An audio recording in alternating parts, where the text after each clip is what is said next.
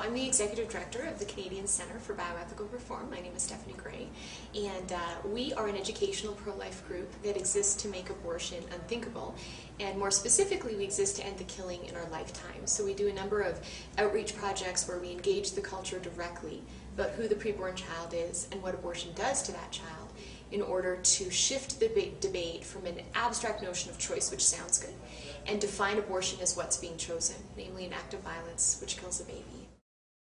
On May 29th, we are launching what we're calling the New Abortion Caravan, which is a cross-country tour that our team of 19 core staff, but over 20 young people who will be joining us, will be going from Western Canada, starting in Vancouver, all the way to Ottawa, to expose who the preborn child is, expose what abortion is, engage Canadians and really the world, we hope, in a debate about abortion so that we can end the killing and we can end it in our lifetime. And this caravan is so significant because what we're doing is we're taking an approach that abortion advocates did back in 1970, and a group of radical feminists in 1970 formulated what they called the Abortion Caravan, where they went from Vancouver to Ottawa and they had public graphic dramatizations of illegal abortions. They had women telling stories of illegal abortions and how they had been hurt, and they were really trying to raise public awareness about what they perceived as an injustice, and they had two goals in mind: repeal of the abortion laws and free abortion on demand. And 18 years later, those women got what they wanted.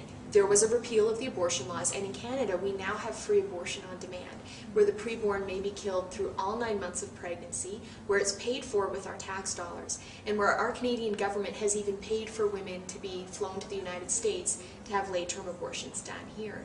So we see that they achieved what they wanted by confronting the culture, by using disturbing imagery. And so what we're doing is we're retracing the steps of these women. We're confronting the culture, and we're using disturbing imagery because abortion is a disturbing thing.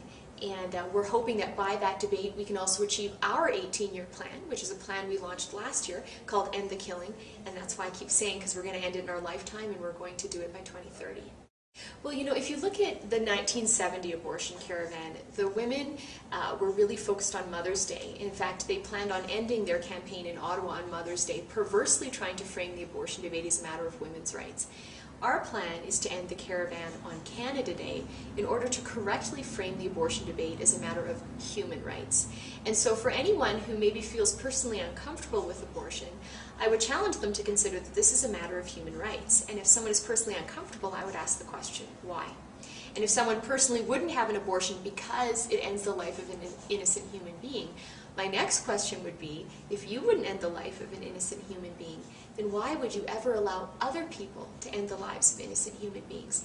If someone was going to harm a toddler, wouldn't you intervene to stop that act of injustice from occurring?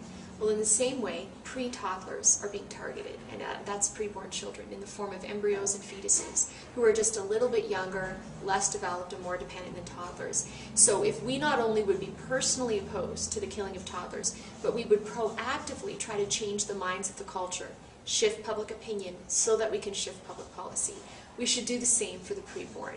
And so I would challenge people to go to our website, unmaskingchoice.ca, particularly go to our classroom. We've gone through a whole series of arguments in favor of abortion and shown what the logical, scientific, and philosophical responses are.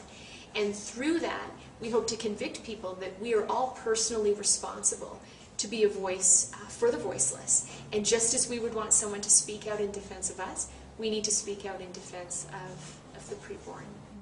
Maybe just one other thing I'd add is the reason that we do the very visual projects we do is not only because we live in a visual culture, but also because we have studied the history of successful social reform movements, such as the Civil Rights Movement, or the anti-child labor movement, or the abolitionist movement in Great Britain under the leadership of William Wilberforce and Thomas Clarkson.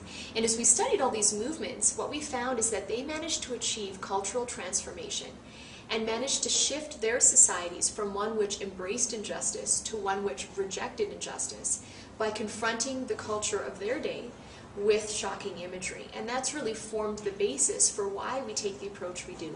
but we instill in our team the notion that we must be good ambassadors, that communicating the very harsh reality of abortion, we need to communicate that harshness, which can't be changed because abortion's harsh, but communicate it in love. And we need to be good ambassadors by being Socratic, asking questions of people, being compassionate and empathetic, being good listeners, knowing that, as Dr. King once said, whom you would change, you must first love, and they must know that you love them.